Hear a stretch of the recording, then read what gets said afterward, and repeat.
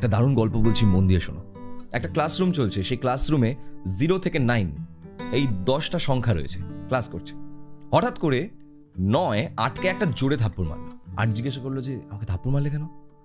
9 বললো আমি বড় তাই তোকে থাপ্পড় মেরেছি, আমার অধিকার আছে তোকে থাপ্পড় মারার। তো 8 বললো আচ্ছা এরকম ব্যাপার। তো 8 7কে একটা ঘুরিয়ে থাপ্পড় মেরেছে। এভাবে 7 6কে 6, 5কে 5, 4কে 4, 3কে 3, 2কে মেরেছে, 2 1কে মেরেছে। এবার শূন্য কি করেছে, বলছে আমি তো সব থেকে ছোট, তো শূন্য ক্লাসের একটা কোনায় কি গুটি সুটি মেরে চুপচাপ বসে আছে। এবার 1 গেছে শুনতে, শূন্য বলছে যে মারবে তো? 1 বলছে না, একটা কাজ কর, তুই আমার পাশে এসে দাঁড়িয়ে পড়। 1-এর পাশে শূন্য গিয়ে দাঁড়িয়ে পড়ে, দুজন মিলে হয়ে গেছে 10। ক্লাস এখন সব থেকে বড় কে তাহলে? 10।